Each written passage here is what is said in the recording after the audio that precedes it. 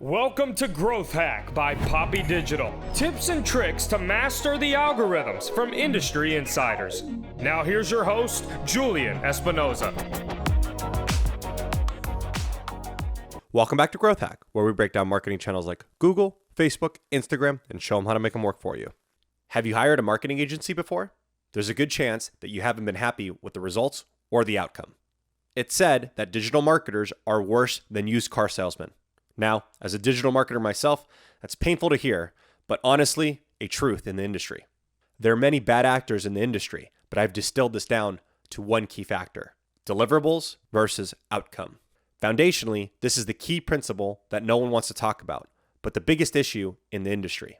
On this episode of Growth Hack, we brought on Dennis Yu. Dennis is a former Yahoo search engine engineer who optimized ads and analytics across search and social platforms. He's taken his passion for digital marketing and turned it into training to create good jobs for aspiring digital marketers. Dennis has managed campaigns for the Golden State Warriors, Nike, and Rosetta Stone. Welcome, Dennis. Hey, what's up, Julian? I want to interrupt this episode real quick to give some context behind the story that Dennis is about to share. So last week, Dennis posted on LinkedIn, and it was a story about a husband and wife team who lost $12,000 over 6 months with a marketing company. The context is they hired this agency to build a website and promote themselves. So over 6 months, $12,000 was spent. In short, the company did build a website, did promote some ads, but in terms of results, they were left with really no results. So because this is a friend of Dennis, Dennis actually offered to go down to San Diego to meet the husband and wife team and the marketing agency. Dennis shares more about this story on his LinkedIn, and he has an article on this. The net resolution was that the agency felt that they had done their part, and they had built a website, they had ran ads, and in terms of actual outcome, they felt that they weren't held accountable to that. So that's why we created this episode to sort of question this idea of deliverables versus outcomes. So let's listen in to what Dennis says. I'm so glad to have you here, and let's get started with this. So in the world of hiring a marketing agency, can you explain to us the difference between a deliverable and an outcome? Well, a deliverable is the stuff that you have on a contract so you can't get sued. So it could be, it's something you check on a box. Like I built a website, I had a meeting, I made a tweet. But the outcome is going to be the business result, which is what the business wants. So the business wants revenue. They want leads. They want more customers. They want more sales. And our hope is that the deliverables and the outcomes are closely interrelated. But in the world of marketing, you have the fundamental problem of the client doesn't understand the specifics of what's being done. Just like if you go to a mechanic and your car isn't working and the mechanic says, well, I can do this, this, and this. How do you know that's what actually needs to be done? And even if they do those items, is your car going to run as you expect it to run? We're getting straight into this and into the deep part. So I guess I'm going to ask you the really tough question. I mean, this is the second one, but this is super tough. Do you think marketing companies should operate based on deliverables or outcomes? It's completely up to the marketing company. And there's a phrase that I learned from doing 5 years in Latin called caveat emptor, which is buyer beware. So there are marketing companies that do small things, like they'll edit your videos. And if they do a good job in editing your videos or filming your videos, but that doesn't drive you any sales, can you really blame the agency? No, not really, because they did their part, which is to give you that video. Now you need to use that video and run ads to it and get people to see it and make sure that when you answer the phone, when people call, and you turn that into a customer, there's like lots of different steps. But if you're a marketing agency that is promising or setting the expectation, written or not, that if you work with me and I'm a marketing agency and you're a chiropractor and I'm going to help you get more leads and patients, then it doesn't really matter what the tactics are. Let me ask you, Julian, when was the last time when you signed up for a frequent flyer program or any kind of thing and there's like a 20-page contract? When was the last time you read the whole thing? Never have. Then why don't you read it? Too much, and I probably would get confused and I wouldn't understand it. When you bring your car to, let's say you have a Tesla. And you bring your Tesla, not that these things break very often, but you go to the dealer because there's something wrong, right? And they say, okay, well, there's something wrong with the brakes and we have to do this one thing and change this one particular part and it's going to be $1,000, right? And then there's 20 pages of fine print and all that. Are you going to read that fine print? Absolutely not. Because you trust that the dealer is going to get your car fixed. So implicitly, You're trusting that that's what's going to happen. And that's the problem, or the good thing, with marketing agencies. Here's what we've learned from coaching thousands of digital agencies. If the client is not getting results, what are they going to do? They're going to complain or cancel. Yeah, they're going to leave. And what do you think the churn rate is for average digital agencies? How long do they hold on to customers? It's very interesting because I've been part of many, but I'd love to hear what because I know you worked with a lot. I'd love to hear your thoughts on that. Agencies that mainly focus on social media, their churn rate is 90 days. So they keep their clients 3 months. Agencies that focus mainly on PPC, like Google Ads and the associated things like call tracking and landing pages necessary to run Google Ads, they're about a year. And agencies that bring those together and drive to the result of driving calls, their retention rate is 36 plus months. I was just with my friend Welton Hong, who runs an agency that focuses just on funeral homes. He just serves funeral homes for Ring Ring Marketing. He's got 300 funeral homes, and he's very good at doing this for funeral homes because he knows exactly what ads work for funeral homes. He knows what the performance benchmarks are.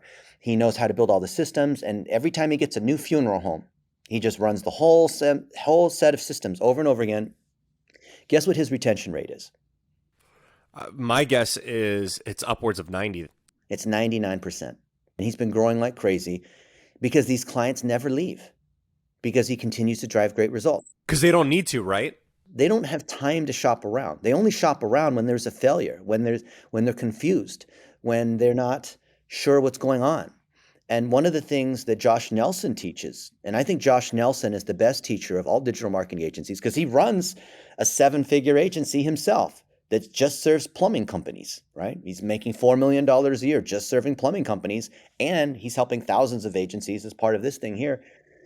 But what's the number one thing that when he teaches, what do you think is the number one reason that clients leave? Maybe lack of communication? That is very close. Lack of communication is one part of perceived indifference. So perceived indifference is why clients leave. Why do you think that is? Tell us. Perceived indifference means that you don't care. The client thinks this agency just wants to collect my money and charge my credit card, or they've got me locked into a 12-month contract.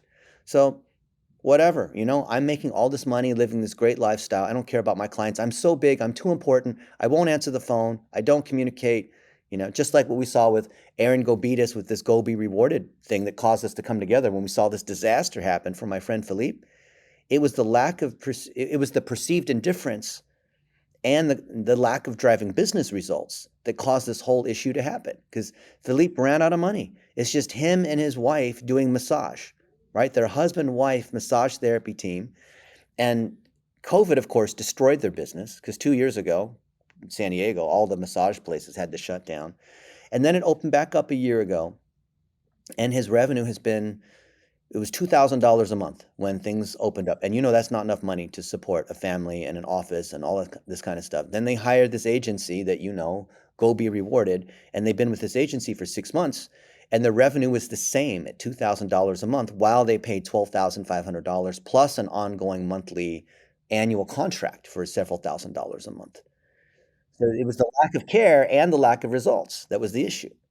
I want to go back for just a second because I think you covered this thing between deliverable and outcome, and it's up to the agency, right? And I think it's a very interesting problem. I've been part of several agencies, and I started my own.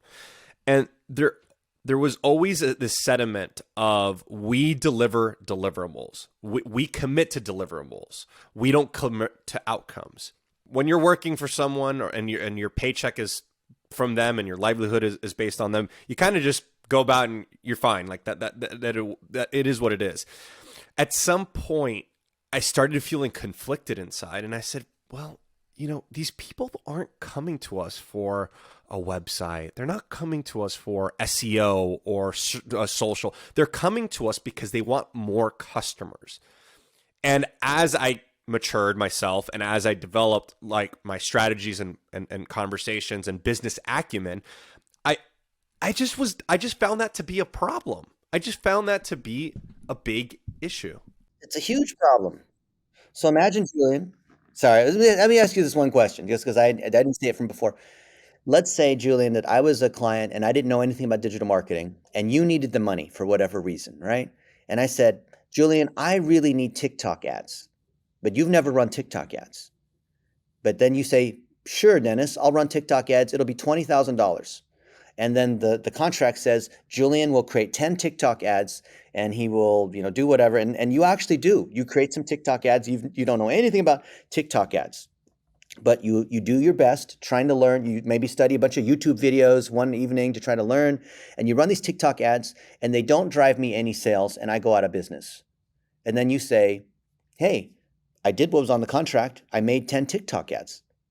Now, whatever happened, I can't guarantee that you're going to drive sales. That's on you, right? In my opinion, the problem is there are two separate conversations happening. One, the business owner wants sales, and second, the commitment by the agency is a deliverable, right? So they're having two widely separate conversations. Well, the salesperson from the agency side is giving the promise, although not in the contract, but is assuring the business owner that, hey, if you hire my agency, I'm going to make your business better and you're going to get more sales. So they have a conversation verbally, but then when it's time to sign the piece of paper says something else, and that's where the disconnect. That's where the ethical problem is that small business is trusting that they're like, okay, if you're telling me that this is what I need to do, like all this weird SEO stuff and these different tools and whatever, like, okay, I'm trusting you. It's an interesting thing because I was going to ask you the question, what does the industry need, right? And so obviously you're drawing up a very solid conclusion, which is an agency should have a focus, right? They should have a focus because this focus should be something that they understand. They understand the business, they understand the industry, they understand the odds and ends, they understand the ebbs and flows. So I think that's great. Now let me ask you this though. Do you think regulation needs to happen? We need education and we need measurement. Because if we have government regulation, then that's going to be more rules and laws and certifications and standards boards. And it's not about having penalties. The educated small business owner should know you need to hire someone who specializes only in your type of business. Just because you can trick a small business owner doesn't mean that you should. It's really that simple. That's where I have the ethical problem. The days of online marketing now, in 2022 and beyond, this is not 15 years ago. You cannot try to do everything for everyone. I'm glad you actually brought this up because I started my agency. So I've been in digital for the last 15 years. For the many years that I worked for someone else, they didn't have specialties and they were doing everything for everyone. And to your point, it's been the wild, wild west for a long time. But the market is getting sophisticated and it's not what it was 10, 15 years ago. When I started my company, I started it 4 years ago. I knew I needed to find a niche. Now, I'm going to offer that I have my own journey, right? And this is how I got to it. But I knew I had my own journey. I knew I liked e-commerce. That's what I knew I liked. But I needed to figure out what my specialty in e-commerce was. I liked the adventure category, so we were kind of exploring that. But I'm going to be honest, in order to survive, I did work and cross in several segments. But I always had the intention of finding a niche. Well, 2 years ago, luckily, bless the gods, I found it. And now we are podcast marketers, and that's all we are. We market podcasts. Yeah, and you're good at it. And that's because that's the thing that you do, and you do it over and over and over again. You're not trying to do everything under the sun.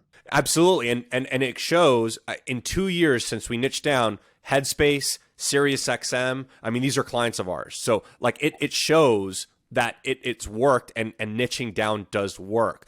So I like the thought of not letting the government regulate things. I do like that thought. Now, I will offer this because I think we should hear all sides of the argument is when you go to a doctor, you're not going to go to a podiatrist for a lung problem, right? So we have doctors, which you could call us digital marketers. They're doctors, but we go to specialists for very specific things.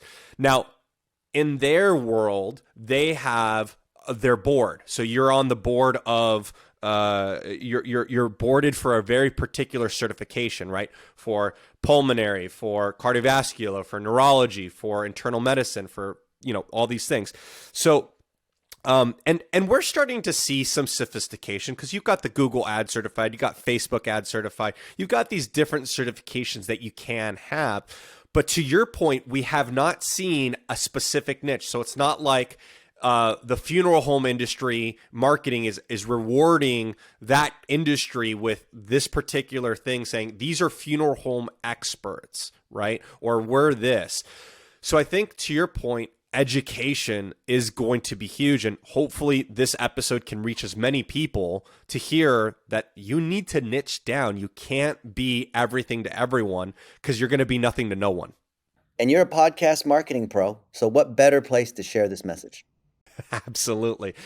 Look, Dennis, it's been great having you. I know you're busy. Is there any final words that you would like to say amongst the story, what happened, or where do you think the industry should be going? There's a phrase that I hear in industries that have a lot of fluff, and it's called sunlight disinfects. And the way it applies here is if you've got a dark room where no one really knows what's going on and people are making all kinds of claims, because in digital marketing, right, you can fool all these small business owners. When you turn the light on in the room and then you realize how ugly things actually are, don't get mad at the guy who turned the light on. Can you share a little bit about what you do and how someone can work with you? So we are practitioners. And in order for us to be able to deliver excellence, measurable results by people who are competently trained, we have had to do a lot. Not that we want to be course builders or be in the business of selling training, but we've had to sell training in order to help avoid these problems and help our people become more competent. So if you take a look at coachu.com, or if you Google me, you'll see that we've got a ton of training, and the majority of that training is free. So whatever topic you want, you can Google it and Google it with my name, and you'll see the training we have on how do you do digital plumbing so you can measure everything. How do you make 1-minute videos, which is the key to being able to scale on social media? How do you run Facebook ads for $1 a day? How do you do search engine optimization so you can outrank other people in the Google Local 3-pack with your GMB? So we have almost all that training out there for free. I mean, just like YouTube, you can learn almost anything you want out there, but we also have services, right? You can buy consulting directly with me. You can buy group membership to be among other small businesses that are learning to grow their brand, right? That's what we call office hours. So there's many different ways. My overall mission is to create 1 million jobs. In order for us to create 1 million jobs, we need thousands of agencies and small businesses that are learning and growing, and then they're hiring our friends in the Philippines. They're hiring other young adults, like our program with Jake Paul called the Financial Freedom Movement. So it's all about education in something that's competent, where there's a certification, where there's measurement behind it. And we believe that just like with the airline industry, or you mentioned, medical, like a podiatrist shouldn't be working on a lung infection. Well, someone who works on auto repair should not be working on a restaurant. Those are completely different. And we want to help make that possible by bringing everybody together. So for those of you guys that are listening and watching, I'm so glad that you guys are here. I'm so glad that Julian reached out. There's a lot of nonsense and noise and garbage in our industry, and it takes all of us to clean it up. Let me ask you one last question. Hey, Julian, do you know why gurus call themselves gurus? Ooh, I've heard this one before. I've heard it before. Tell us. Because they can't spell charlatan. It's funny, Dennis. I made a post about this episode on LinkedIn that it was coming out. And there was someone who commented, someone who I know, had commented on a story. And the guy said that I guess he had worked with, said, yeah, I'm from SEM Rush. And, I can really get things done for you and so on. And I guess, months later, no results, right? The people that are the things they don't need to say they are. right? It's like, you don't need to say you're a guru. No one's questioning that. No one's questioning any of that stuff. I don't need to say that I'm this big person or that. It doesn't matter. It doesn't matter. It's the people that need to come off as the expert or the guru are the ones that are saying it. The one, oh, like I worked at SEM Rush. Who cares? You're right. So anyone who has to claim they're whatever they are, they're overcompensating. So they're covering something. Absolutely. All right, guys, in the show notes, it'll be coachu.com. You'll be able to get access to him. Most of Dennis's stuff is free. I've known actually Dennis for years. Dennis, let me ask you a question. You won't know this. I know you won't know the answer. But do you remember the first time we ever met?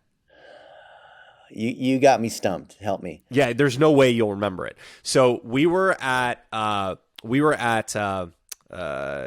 Eves' conference, and you were Vid Summit. Okay. We were at Vid Summit, and you did a speech, a little seminar with the sock guy. I forget his name. Brennan. Yeah, Brennan. You did it with Brennan, and you talked about how to outsource, and that was the first time we met. So it's great that it's come full circle. That was 3 or 4 years ago. Yeah, that was 3-4 years ago. Okay. Wow, your memory's way better. Well, Dennis, thanks for coming on the show.